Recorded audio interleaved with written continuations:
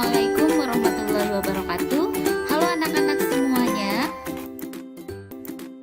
Kali ini kita akan mempelajari materi tentang kehamilan dan perkembangan janin selama masa dalam kandungan. Kehamilan merupakan kondisi seorang wanita yang sel telurnya dibuahi oleh sperma hingga menjadi zigot, atau peristiwa ini dikenal dengan fertilisasi. Kemudian berkembang menjadi embrio serta selanjutnya tertanam dalam endometrium sampai dilahirkan. Adapun umur kehamilan pada manusia yaitu sekitar 9 bulan 10 hari atau 37 minggu pada umumnya. Bagaimana proses kehamilan itu terjadi? Mari kita lihat diagram berikut ini. Dimulai dengan tahap ovulasi, yaitu sel telur atau ovum yang keluar dari ovarium. Kemudian selanjutnya terjadi fertilisasi, di mana sel telur ini dibuahi oleh sperma. Sperma masuk melalui vagina, uterus, dan nanti akan menemui sel telur, dan di sini terjadi fertilisasi yaitu di bagian tuba Fallopi. Langkah yang ketiga atau tahap yang ketiga adalah pembelahan. Jadi hasil dari fertilisasi ini yang pertama kali adalah zigot, dan kemudian zigot ini akan membelah, mulai dari membelah menjadi 2, 4 dan seterusnya hingga akhirnya nanti mencapai bentuk yang disebut dengan morula. Jadi sel-selnya berkumpul seperti anggur, itu disebut tahap morula. Kemudian lama-kelamaan di tahap selanjutnya akan terbentuk suatu ruang atau suatu seperti mangkok ya. Jadi di sini seperti ada ruangan. Nah, ini disebut tahap blastulasi. Pada tahap blastulasi ini nanti embrio ini akan tertanam pada dinding rahim atau endometrium. Lebih jelasnya coba diperhatikan. Nah, di sini pada tahap blastulasi ini ada ruangannya, dan ini adalah jaringan sel bagian dalam.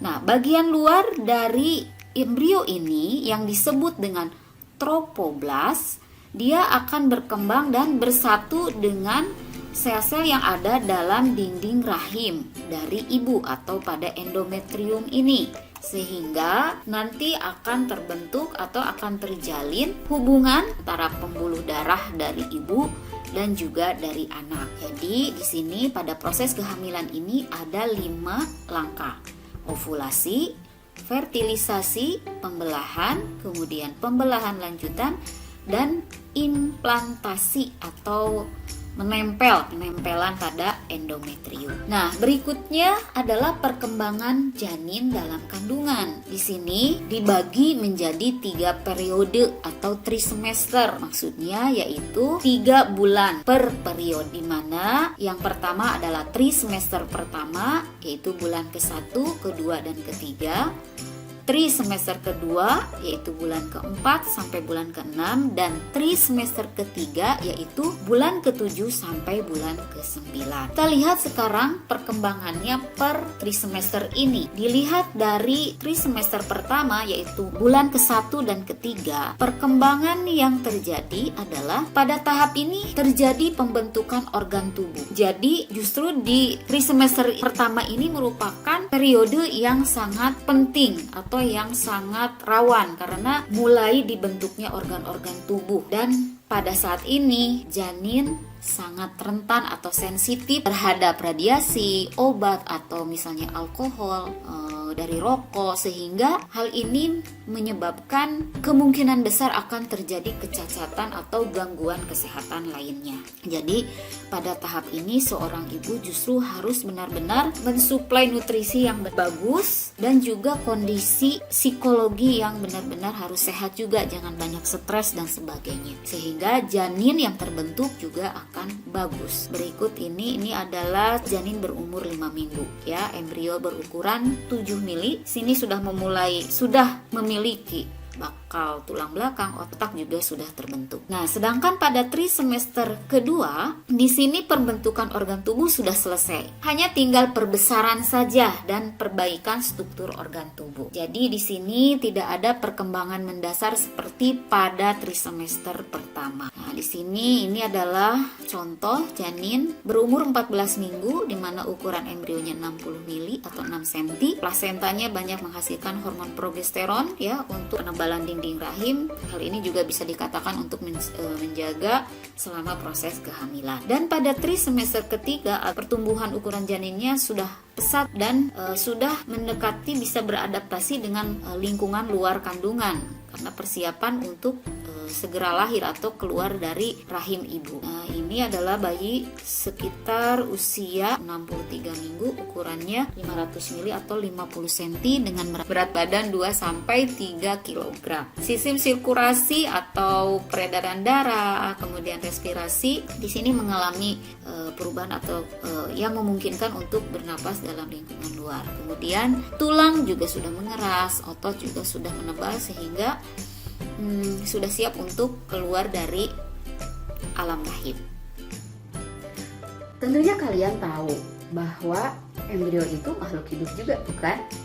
Lalu pertanyaannya sekarang, bagaimana embrio tersebut melakukan aktivitas kehidupannya seperti memenuhi makanannya atau nutrisinya, memenuhi kebutuhan oksigennya, kemudian membuang sisa metabolisme. Mana embrio tersebut melakukannya? Nah, ternyata Masya Allah, Allah sudah melengkapi ya dengan perangkat yang diciptakannya, yaitu yang disebut dengan selaput ekstra embrionik atau yang disebut juga selaput pembungkus rahim. Nah, apa saja selaput ekstra embrionik tersebut? Yang pertama adalah yang disebut amnion. Yang kedua korion, yang ketiga adalah plasenta, yang keempat yang disebut tali pusat atau allantois, dan yang kelima yang disebut dengan kantung kuning telur. Mari kita lihat fungsi-fungsi dari selaput embrionik tersebut. Yang pertama ada yang disebut amnion. Ini adalah suatu kantung balon yang berisi suatu cairan yang disebut cairan amnion. Nah, cairan amnion ini dikenal dengan air ketuban. Air ketuban atau cairan amnion ini berfungsi untuk melindungi diri dari guncangan atau benturan. Kalau dalam suatu cairan biasanya relatif lebih terlindungi dari benturan. Ini terkait dengan kekentalan atau vikositas suatu cairan juga. Kemudian juga berfungsi sebagai inkubator. Inkubator ini sebagai pengatur suhu alami. Selain itu juga memberi ruang gerak, cadangan cairan dan nutrisi ya untuk makanan atau kebutuhan makanan bagi si embrio atau janin. Kemudian amnion ini juga ternyata bisa mendeteksi kelainan keturunan atau secara genetik, dan ternyata amnion ini atau air ketuban ini membantu proses kelahiran. Di samping itu juga ternyata cairan ini merupakan antibakteri. Luar biasa ya. Nah, selaput embrionik yang berikutnya adalah plasenta. Nah, plasenta ini fungsi sebagai transfer atau pertukaran nutrisi, oksigen, antibodi, hormon dan sebagainya. Pada pembahasan sebelumnya kan blastula itu, si trophoblast itu membentuk suatu koneksi atau suatu hubungan antara ibu dan anak. Nah, ini dia plasenta ini. Kemudian berikutnya ada yang disebut kantong kuning telur sebagai tempat pembuatan darah. Selanjutnya ada yang disebut allantois atau tali pusar. Nah, ini ketika lahir dipotong ya, bekasnya pasti masih ada kan. Apa fungsi allantois atau tali pusar ini? Nah, ini fungsinya untuk menghubungkan ibu dan anak. Ya, ujung-ujungnya mentransfer nutrisi, antibodi, hormon dan sebagainya juga. Selanjutnya ada yang disebut korion.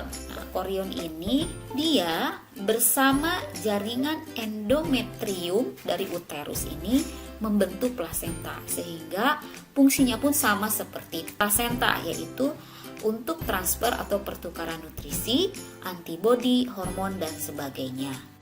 Selama masa kehamilan, para ibu secara rutin memeriksakan kandungannya untuk mengetahui perkembangan janinnya. Nah, pada usia kandungan tertentu dapat diketahui jenis kelamin dari embrio atau janin tersebut walaupun belum lahir dengan teknologi yang sudah ada. Teknologi itu yang disebut dengan USG. Tentunya kalian pernah mendengarnya, bukan? Nah, lalu apa USG tersebut?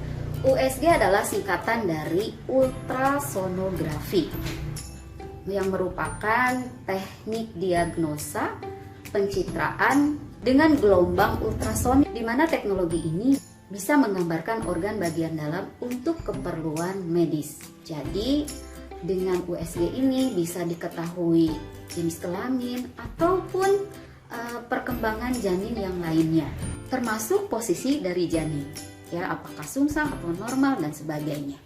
Nah, teknologi USG ini berkembang dari zaman ke zaman, mulai dari 2 dimensi sampai sekarang itu menjadi 4 dimensi.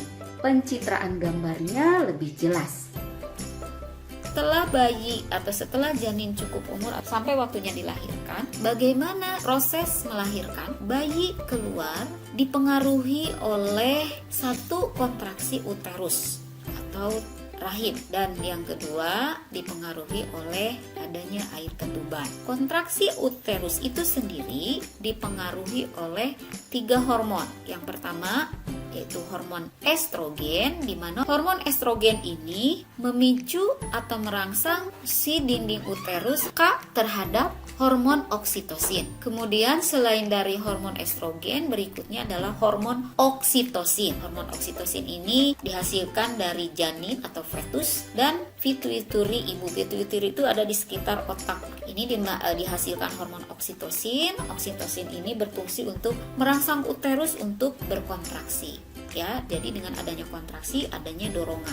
Fungsi lainnya yaitu merangsang plasenta untuk membuat hormon prostaglandin, di mana hormon prostaglandin ini berfungsi merangsang uterus supaya berkontraksi lebih kuat lagi. Dengan adanya kontraksi yang kuat, berarti daya dorongnya juga akan kuat. Nah, di sini kita lihat, nah yang berwarna biru ini adalah gaya dorong, ya. Jadi gaya dorong mendorong bayi keluar. Nah, tetapi selain adanya daya dorong, ternyata dihasilkan juga gaya gesek. Seperti yang kalian tahu bahwa gaya gesek itu kan berlawanan, jadi dia menahan. Nah, akan tetapi gaya gesek ini diperkecil oleh adanya air ketuban. Air ketuban ini memperlicin atau memperkecil gaya gesek yang terjadi, sehingga bayi lebih mudah untuk keluar. Demikian video pembelajaran kali ini. Sampai jumpa pada video pembelajaran selanjutnya. Terima kasih. Assalamualaikum warahmatullahi wabarakatuh.